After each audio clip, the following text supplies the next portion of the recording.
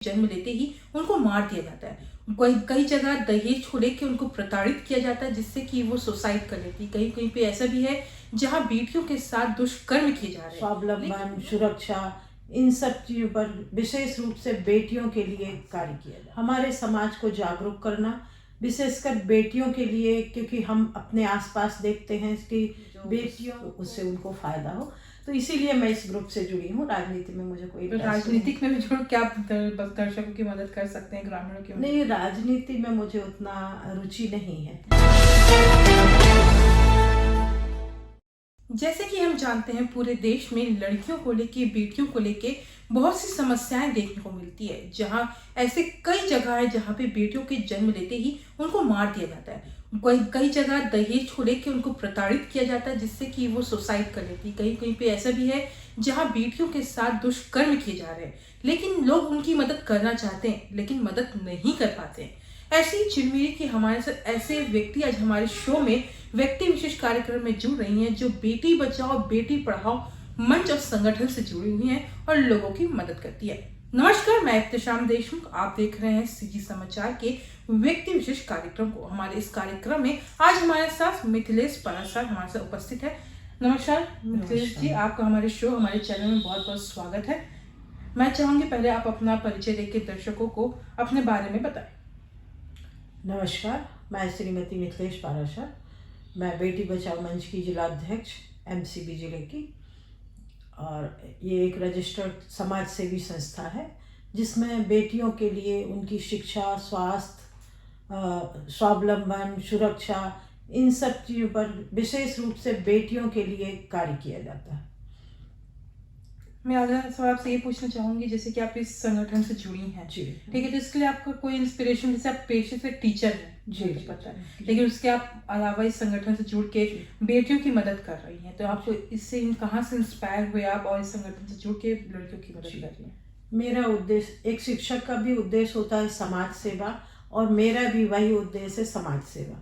हमारे समाज को जागरूक करना, विशेषकर बेटियों के लिए, क्योंकि हम अपने आसपास देखते हैं कि बेटियों को जन्म से ही किसी न किसी उनकी समस्याओं से जुड़ा, कभी भ्रूण हत्या, कभी उसकी शिक्षा से लेके समस्याएं, कभी कभी बेटियों को उच्च शिक्षा के लिए भी नहीं उतना प्रोत्साहित किया जाता है, फिर आगे शादी के बाद कभी दहेज प्रथा, अन्य बहुत सारी ऐसी समस्याएं हैं जो बेटियों के समक्ष बहुत विकराल रूप रखती हैं, और कभी कभी तो उन समस्याओं के कारण बेटियां अपने जीवन से भी हाथ धो देती हैं। ऐसी कई समस्याओं को देखते हुए और समाज में रहते हुए, चूँकि मैं भी एक बेटी हूँ, मैं भी एक महिला हूँ, इसलिए इन समस्याओं को दूर करने के लिए या उनमें हम अपना कितना सहयोग कर सकें, समाज को कैसे जागरूक कर सकें, इन सब कार्यक्रमों को लेके ये बेटी बचाओ मंच कार्य करता है। आप इस संगठन से कैसे जुड़ी? सब टीचर थी, अचानक आप इस संगठन से जुड़ी, तो कोई आपको इस फील्ड में कोई लेके आया कि आप अपने से जुड़ी, या फिर आपको कोई अपनी प्रॉब्लम बताया जिससे कि आपने इस संगठन को बनाया और आगे इसका कार्य कर रही हैं? ये सब कार्य तो हम संगठन में रहने से पहले भी करते थे, समाज में कहीं भी, क्योंकि मैं बेटी हूँ इसलिए मैं बेटियों की समस्याओं को अच्छे से जानती हूँ। शिक्षक होने के नाते भी स्कूलों में हम लोग बेटियों को बहुत करीबी से जानते हैं, उनकी समस्याओं को जानते हैं, तो ये कार्य मैं पहले से ही करती थी। परंतु कुछ वर्ष पहले मुझे राज्य से जो हमारे प्रदेश अध्यक्ष हैं, उन्होंने यहाँ के लिए जिला अध्यक्ष नियुक्त किया।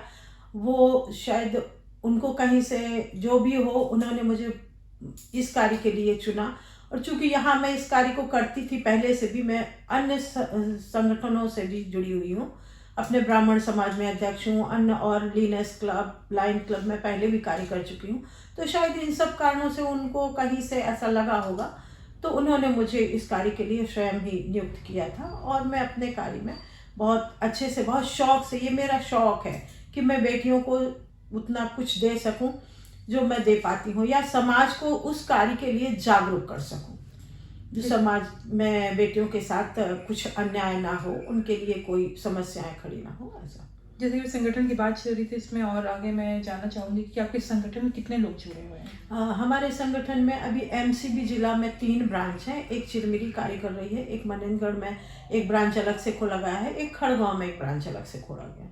तो चिरमिरी में लगभग 50 महिलाएं एक ग्रुप में हैं, फिर ये महिलाएं अपने स्तर पर अपने आसपास एक अलग ग्रुप बनाई है जिसमें ये महिलाओं बेटियों के लिए कार्य करती हैं। मतलब समाज को जागरूक करना और बेटियों की समस्या सुनना और उनके लिए कार्य करना।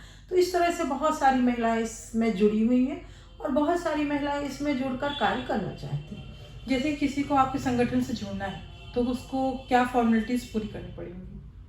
उसको ऐसी तो कोई फॉर्मेलिटीज़ नहीं है कि जिसको पूरा करना पड़े, परंतु हम लोग क्योंकि इस संस्था में हमें कहीं से कोई डोनेशन या कहीं से कोई आय का साधन नहीं है, तो हम लोग आपस में ही अपना कुछ कलेक्शन करके कुछ कुछ कार्यक्रम करते रहते हैं। जब भी हमें कुछ कार्यक्रम करना रहता है तो हमारी ये जो महिलाएं हैं यही आगे आती हैं और ये स्वयं आगे आती हैं। इनको किसी तरह का तो वो सेवा भाव है एक, और ऐसा कुछ नहीं है कि इसमें कुछ अलग से आपको फीस है या कुछ है, ऐसा कुछ नहीं। जो खुद से स्वयं सेवा भाव से जुड़ने के लिए और खासकर महिलाओं के लिए सेवा करना चाहती हैं वो इसमें आती हैं। तो एक ग्रुप बना लिया गया है, उस ग्रुप में हम लोग साथ में रहते हैं, काम करते हैं। ऐसे ही ग्रुप मनेंद्रगढ़ में और खड़गांव में भी बनाए गए। जैसे कि आपको इसमें संगठन बेटी बचाओ बेटी पढ़ाओ में किसी बच्चियों को मोटिवेट करना है, कुछ अवेयर करना है, तो आपको किस तरह से उनको अवेयर करती हैं? हम सभी कुछ कार्यक्रम अरेंज करते हैं, जैसे शिक्षा के लिए बेटियों, हमारी जो सदस्य हैं ग्रुप की, वो सभी सदस्य मिलकर शिक्षा के लिए बेटियों को गोद लिए थे पिछले वर्ष। तो उनको घर में फ्री ट्यूशन पढ़ाना, उनकी शिक्षा के लिए उनको जो आवश्यकता है, कभी काफ़ी पुस्तक एंड और जो उनकी आवश्यकताएं रहती हैं उनको हम लोग पूरा करते हैं और हम कार्यक्रम रखते हैं इस चीज़ के लिए। तो उसी कार्यक्रम के दौरान वो जागरूक होती हैं। यह एक समाज के लिए एक कार्यक्रम होता है। इसमें जैसे महीने में एक कोई अच्छा कार्यक्रम हो गया, स्वास्थ्य के लिए हो गया, स्वास्थ्य शिविर हो गया, या स्कूल में जाकर लड़कियों को मोटिवेट करना, स्वास्थ्य के प्रति जागरूक करना। इसी तरह से बहुत से साल में कार्यक्रम होते हैं जिनके द्वारा वो जागरूक किया जाता है। जैसे कि आप संगठन से जुड़ने हैं, लेकिन आपके कुछ बचपन के ऐसे कुछ किस्से होंगे जो आपको याद होंगे और उनको सोच के, क्योंकि हर किसी के साथ लड़कियों के साथ दिखता है, कुछ ना कुछ बचपन में ऐसे घटित होता है जहाँ ना वो अपने पेरेंट्स को बोल पाती है ना किसी और को बोल पाती है, और मदद जब वो बड़ी हो जाती है तब लोगों की मदद करना चाहती है लेकिन कर नहीं पाती थी। एक संगठन से जुड़ के या किसी अन्य माध्यम से वो उनकी मदद करके, कोई कुछ ऐसा किस्सा आपका भी हो? हाँ जी, पर ऐसा किस्सा तो कुछ नहीं है, लेकिन मैं बचपन से ये देखती हूँ कि बेटियों को समाज में वो जगह नहीं मिल पाती जो कि उनकी होनी चाहिए। कभी जैसे मैंने कई बार देखा किसी के यहाँ बेटी जन्म लेती है तो लोग उसको मतलब एक नेगेटिविटी में लेते हैं, तो वो मुझे शुरू से ही बहुत बुरा लगता है कि नहीं, बेटी भी वो कर सकती हैं कि जो बेटे कर सकते हैं, और आज इस दुनिया में बेटियां करके भी दिखा रही हैं। इसलिए मुझे ये अपने अंदर शुरू से ही है कि नहीं, मैं बेटी को, और जैसे जो आपने बोला कि कुछ समस्याएं ऐसी हैं जो वो नहीं बता पाती हैं, तो ये सारी चीज़ें हम लोगों के सामने भी आती हैं, हम लोग देखते भी हैं, उसको निराकरण भी करते हैं, बट उसको थोड़ा सा हाईलाइट नहीं करते क्योंकि ये बातें हमारे बीच में ही रहना चाहिए बच्चों को।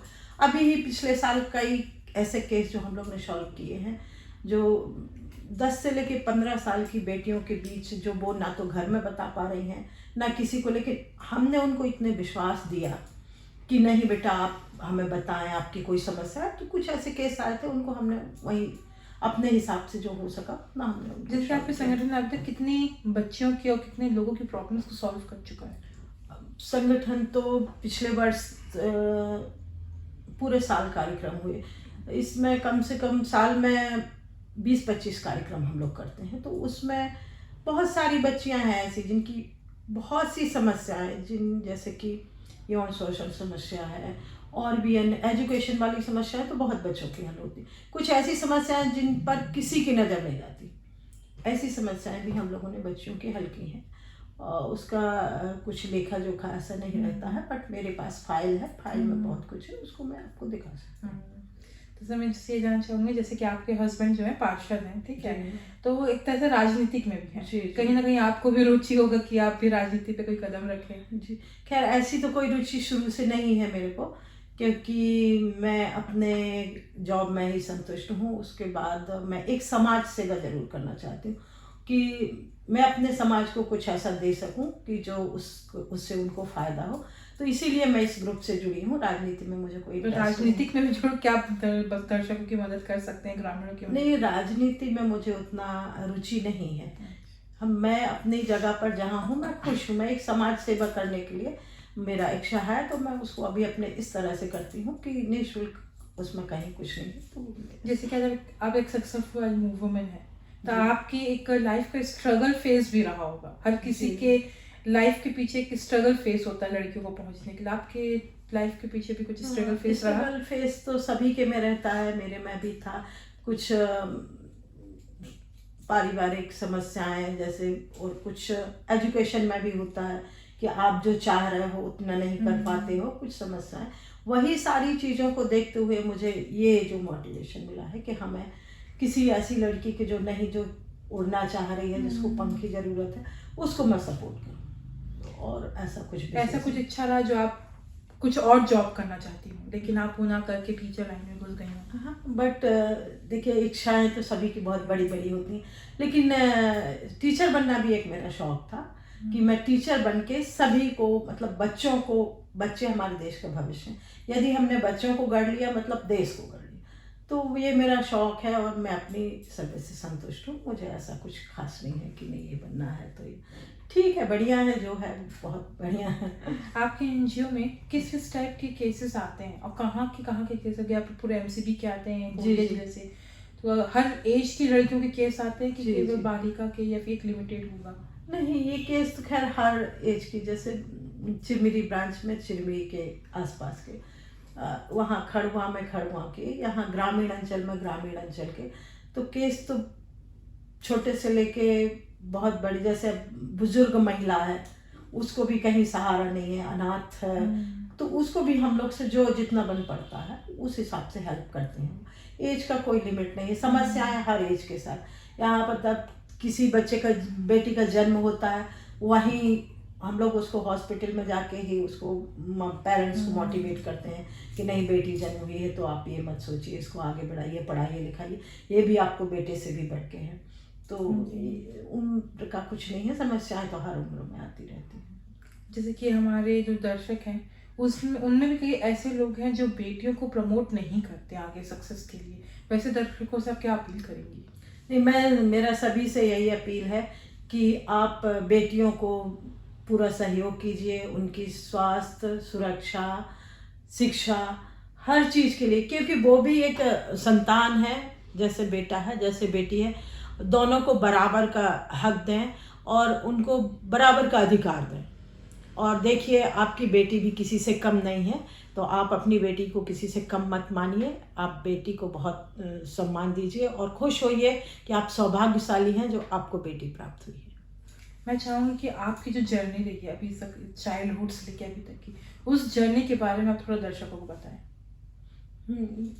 मैं बचपन से ही पढ़ाई में भी बहुत अच्छी थी और खेल कूद में भी थी, कॉलेज में भी। फिर उसके बाद शादी के बाद जॉब की, तो अभी मैं अपने जॉब में भी राज्य स्तर से पुरस्कार प्राप्त कर चुकी हूँ। मैं अपने जॉब को भी उतने ही लगन से करती हूँ जितने की समाज सेवा मैं अपने लगन से करती हूँ, और मुझे कहीं कोई शिकवा नहीं है।